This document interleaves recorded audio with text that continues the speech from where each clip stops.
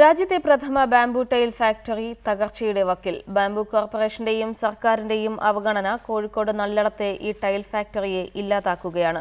2011 തുടങ്ങിയ ഫാക്ടറിയിൽ നിന്ന് ഉൽപ്പാദിപ്പിക്കുന്ന ടൈലിന് മികച്ച പ്രതികരണമാണ് വിപണിയിലുണ്ടായിരുന്നത്.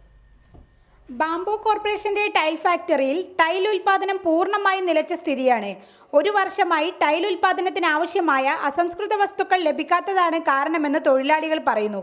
സ്റ്റേറ്റ് ഫോറസ്റ്റ് റിസർവിന്റെ അനുമതി ലഭിച്ചിട്ടും ബാംബു കോർപ്പറേഷൻ ചില സാങ്കേതിക തടസ്സങ്ങൾ ഉന്നയിച്ച് മുള അലോട്ട് ചെയ്യാതിരിക്കുകയാണെന്ന് തൊഴിലാളികൾ ആരോപിച്ചു. ഇത് നല്ല രൂപത്തിൽ മുന്നോട്ട് പോകുന്ന എല്ലാവർക്കും അറിയാം. പക്ഷെ അതെങ്ങനെയെങ്കിലും നശിപ്പിക്കുക എന്നുള്ള രൂപത്തിലാണ് ഇപ്പോഴത്തെ ഡയറക്ട് ബോർഡിന്റെ പുതിയ ഇത് വന്നിട്ടുള്ളതിന്റെ ഭാഗമായിട്ട് നടന്നുകൊണ്ടിരിക്കുന്നത്. ശ്രദ്ധിച്ചാൽ രാജ്യത്തെ ഏറ്റവും വലിയ പരമ്പരാഗത മേഖലയിലെ ബിസിനസ് സംരംഭമായി വളരുമായിരുന്നു ഈ പൊതുമേഖലാ സ്ഥാപനം.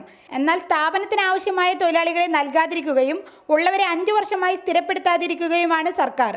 ഇതിന് പിന്നിൽ ചില രാഷ്ട്രീയ ഇടപെടലുകളാണെന്നും bamboo corporation MD P. Sukumaran Nair പറഞ്ഞു. ഈ ഗവൺമെൻറ്റിൻ്റെ തുടക്ക സമയത്ത് ഇങ്ങനെ 4-5 ഫാക്ടറികൾ ഒരുമിച്ച് എക്സാമിൻ ചെയ്തപ്പോൾ അതിനകത്ത് ആ DA സ്ട്രക്ചർ ശരി, ആ പേ പാറ്റേൺ ശരിയല്ല, റിവ്യൂ ചെയ്യണമെന്ന് പറയും.